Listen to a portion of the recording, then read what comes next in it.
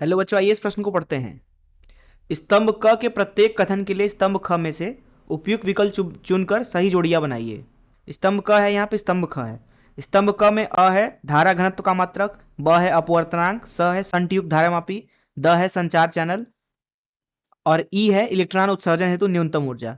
वहीं स्तंभ ख में पहला है अमीटर, दूसरा है अमीटर प्रति वर्ग मीटर, दूसरा है एम्पियर प्रति वर्ग मीटर, तीसरा है एक भौतिक माध्यम, चौथा है वास्तविक गहराई भागे आभासी गहराई, पांचवा है उत्तल लेंस, छठवां है लेंस की क्षमता, सातवां है कार्यफलन। आइए इस प्रश्न के मुख्य अवधारणा की चर्चा करें।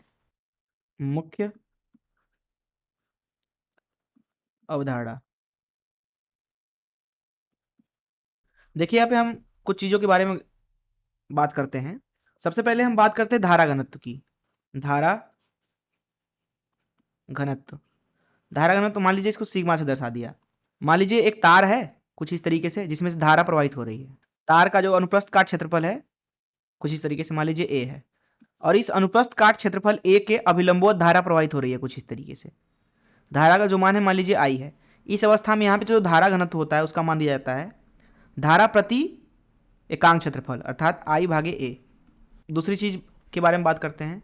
दूसरी चीज यहाँ पे ये समझ लीजिए, मान लीजिए कि एक बर्तन है कुछ इस तरीके से जिसमें मान लीजिए कि एक माध्यम भरा हुआ है कुछ इस तरीके से, मान लीजिए जल है जिसका अपवर्तनांक मान लीजिए कि μ1 है, और जो ये बाहर वाला माध्यम है उसका अपवर्तनांक मान लीजिए μ2 है।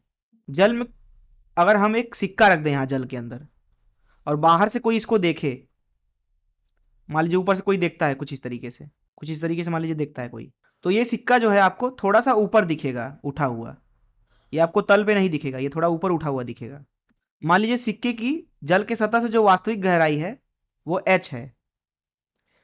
अब जो ये वाला सिक्का ये तो प्रतिबिंब है, तो इसकी जो तल से गहराई है वो आभासी गहराई है, उसको हम h डैश बोल देते हैं। ऐसा इसलिए हुआ है क्योंकि यहाँ पे जो μ2 है वो कम है μ1 से, अर्थात ऊपर वाला जो माध्यम है वो विरल है, जिधर से जो प्रेक्षक है वो देख रहा है उधर वाला माध्यम जो है वो विरल है।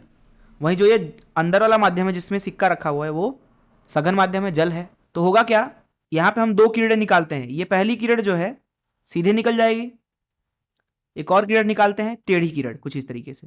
तो ये किरण जो है यहाँ पे जो अभिलंब है उससे दूर भागेगी क्योंकि सघन से विरल में जा रही है, तो कुछ इस तरीके से निकलेगी। और जब आप इसको पीछे बढ़ाते हैं कुछ इस तरीके से तो यहाँ पे आपको सिक्का दिखता है कुछ इस तरीके से, जबकि सिक्का वास्तविक रूप में और नीचे है। इस चीज को हम कुछ इस तरीके से निकालते हैं, जो यहाँ पे h डैश है भागे h अर्थात आभासी गहराई भागे वास्तविक गहराई, ये बराबर है μ2 भागे μ1 के बराबर। तो ये दूसरी चीज आप समझ लें। तीसरी चीज यहाँ पे हम समझते हैं एक धारामापी के बारे में। धारामापी जिसको अंग्रेजी में गैल्वेनोमीटर भी बोलते हैं, जिसको G से दर्शाया जाता है। मान लीजिए यह एक धारामापी है, हम क्या करते हैं कि इसके समांतर में एक प्रतिरोध जोड़ देते हैं जिसका मान बहुत ज्यादा है, इसको S से दर्शाया जाए अगर, और इसको शंट बोला जाता है। तो ये जो पूरी व्यवस्था है इसका उपयोग किया जाता है धारा को मापने के लिए, और इस पूरी व्यवस्था को बोला जाता है, जो ये पूरी व्यवस्था है, शंट युक्त धारामापी। शंट युक्त धारामापी, शंट युक्त धारामापी। अब जो यहाँ पे हमने शंट युक्त धारामापी लिया है उसमें शंट जो है गैल्वेनोमीटर के साथ अर्थात धारामापी के साथ समांतर में जुड़ा हुआ है। इस व्यवस्था का उपयोग किया जाता है धारा को मापने के लिए, इसलिए इस पूरे व्यवस्था को अमीटर भी बोलते हैं। कुछ इस तरीके से इसको दर्शाया जाता है अमीटर। जब इस शंट को इस धारामापी के साथ श्रेणी क्रम में जोड़ा जाता है तो वह व्यवस्था कहलाती है वोल्ट मीटर। कुछ इस तरीके से ये गैल्वेनोमीटर है अपना, इसके साथ शंट जोड़ दिया कुछ इस तरीके से S। तो अब जो ये पूरी शंट युक्त धारामापी है ये दरअसल कहलाएगी वोल्ट मीटर, जिसको V से दर्शाया जाता है, और इसका उपयोग किया जाता है विभव को नापने के लिए। वही एमीटर का उपयोग किया जाता है धारा को मापने के लिए। ये दोनों व्यवस्थाएं ही शंट युक्त धारामापी हैं। चौथी चीज के बारे में बात करते हैं यहाँ पे। देखिए संचार व्यवस्था में होता यह है कि एक तो प्रेषक होता है। प्रेषक मतलब वह वस्तु अथवा तंत्र जिधर से एक संकेत हो जो कि किसी और जगह पे भेजा जा रहा है। तो प्रेषक संकेत भेजेगा और ये संकेत जो है एक ग्राही को पहुंचेगा। और जब प्रेषक ने संकेत भेजा है विद्युत चुंबकीय तरंग के रूप में, तो यह कहीं ना कहीं से तो होके गुजरेगा ना, तभी तो ग्राही के पास पहुंचेगा, क्योंकि प्रेषक और ग्राही बहुत दूर हो सकते हैं। तो जिस माध्यम से होके ये गुजरता है वह एक भौतिक माध्यम ही होगा। भौतिक माध्यम जैसे जैसे हो सकता है वो प्रकाशिक तंतु हो सकता है हवा के माध्यम से भेजा जाए, और इस माध्यम को हम बोलते हैं संचार चैनल। संचार चैनल। एक और चीज यहां पे समझते हैं, मान लीजिए कि एक धातु की सतह है कुछ इस तरीके से, और इसके ऊपर मान लीजिए इधर से फोटोन हम आपतित कराते हैं कुछ इस तरीके से। तो जो ये पूरी सतह है, अगर इस फोटोन के पास इतनी ऊर्जा है कि ये सतह के अंदर मौजूद इलेक्ट्रॉनों को बाहर निकाल दे, तो इस पूरे प्रभाव को प्रकाश वैद्युत प्रभाव बोला जाता है। और जो यहां इलेक्ट्रॉनों को निकलने के लिए सबसे कम ऊर्जा चाहिए होता है उसे फाई से दर्शाया जाता है। अर्थात जो यहां पे फोटोन आ रहे हैं उनकी ऊर्जा फाई के बराबर तो कम से कम होनी चाहिए इलेक्ट्रॉनों को निकालने के लिए। इसे बोला जाता है कार्यफलन। कार्यफलन हर एक धातु के लिए ये अलग अलग होता है, किसी भी धातु के लिए यह नियत होता है। और कार्यफलन वह न्यूनतम ऊर्जा है जो कि इलेक्ट्रॉनों को निकालने के लिए कम से कम तो चाहिए ही चाहिए। अर्थात जो यहाँ पे फोटोन आ रहे हैं मान लीजिए उनकी ऊर्जा एच म्यू है, और जो यहाँ इलेक्ट्रॉन बाहर निकल रहे हैं उनकी गतिज ऊर्जा के है। इस अवस्था में यहाँ पे एच म्यू लिखा जाएगा के धन फाई के बराबर ऊर्जा संरक्षण के नियम से। अब यहाँ पे आप ध्यान से देखें अगर, तो गतिज ऊर्जा कम से कम कितनी हो सकती है इलेक्ट्रॉनों के पास? शून्य गतिज ऊर्जा। अर्थात एच म्यू का जो कम से कम मान है वो फाई के बराबर तो होना चाहिए, अर्थात कार्यफलन के इलेक्ट्रॉनों को निकालने के लिए। तो इन मुख्य अवधारणाओं का इस्तेमाल करके चलिए प्रश्न को हल करते हैं।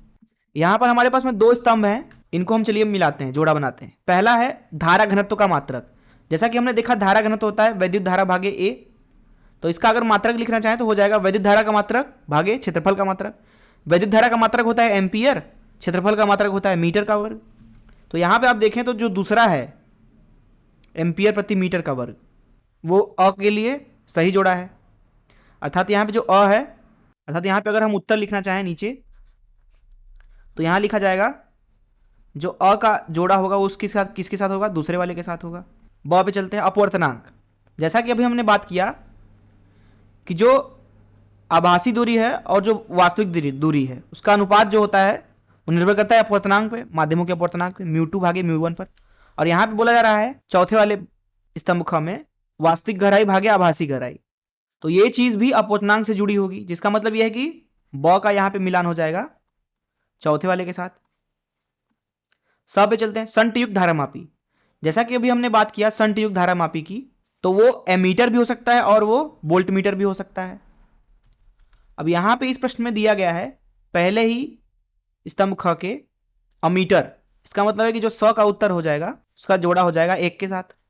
द पे चलते हैं, संचार चैनल। जैसा कि हमने बात किया एक भौतिक माध्यम ही है संचार चैनल, तो इसलिए द का जो यहाँ पे मिलान होगा वो हो जाएगा 3 के साथ।